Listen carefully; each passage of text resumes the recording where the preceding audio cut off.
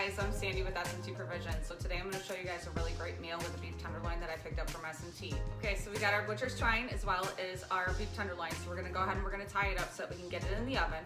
We're going to cook it at 430 for probably about 2 to 3 hours, considering this is about 4.5 pounds.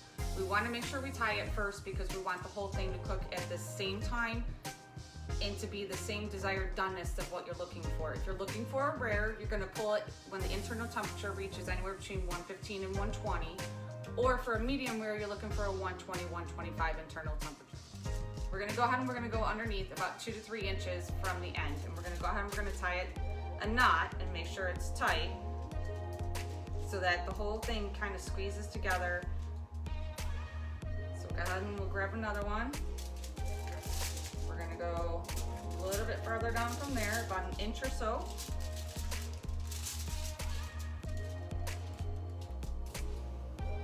We're going to knot this one as well. So let's keep going on knotting the rest of these.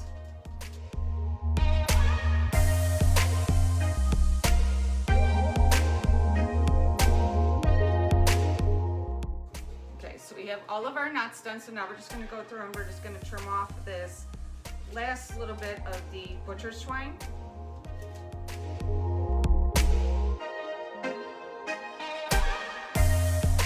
So we have the tenderloin all tied up with the butcher's twine. So now we're going to go ahead and we're going to make a compound butter to put all along the top of it before we go ahead and we sear it on the stove top in our roaster pan. All right, so we're going to go ahead and we're going to get started on our compound butter. I have 2 sticks of butter here that have been sitting out on the countertop to soften. I also have about 5 cloves of garlic, as well as some rosemary and some salt and pepper. So we're gonna go ahead and we're gonna stick the butter inside the bowl.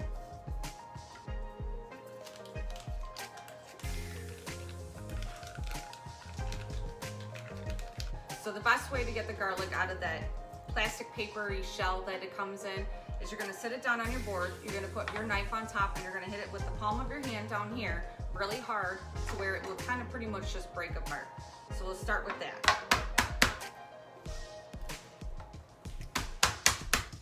We're just going to peel all that paper off so then we can go ahead and we can start mincing up this garlic. So let's just start chopping.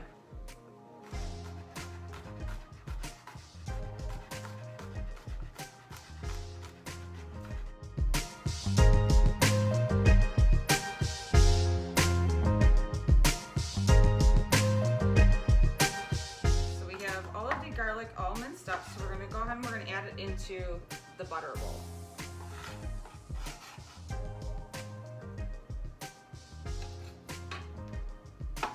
And then we're going to give it probably about 1/4 to 1/8 of a teaspoon of pepper, a little sprinkle of salt, and then we're going to go ahead and we're going to add in probably about, let's say, a tablespoon of the rosemary. And now we're just going to mix it all up. We have our butter with our garlic and our rosemary all mixed up together.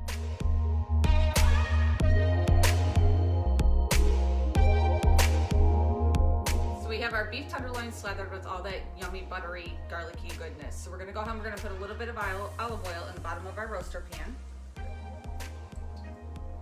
And then we're going to get it on top of the stove so that we can sear this off on all 4 sides before we go ahead and we pop it in the oven. So our roasting pan is getting nice and hot, so we're going to go ahead and we're going to put that tenderloin in and start searing it off on all 4 sides.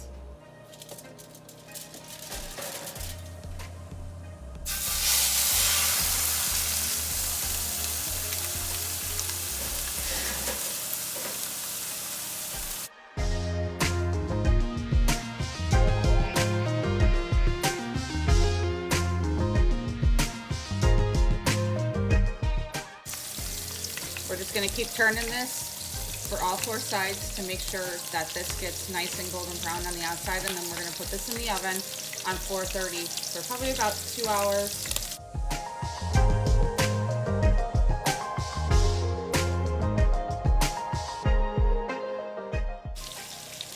Okay, we got all 4 sides brown, so now we're going to go ahead and we're going to pop this in the oven. So we got the beef tenderloin out. It's up to the temperature we need to be, so we're going to start slicing it so we can start eating.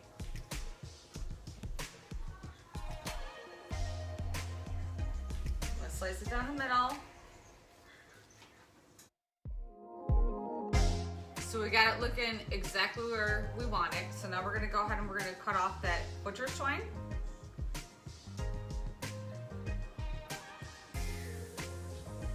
You don't want anybody getting any of that. Dinner is served.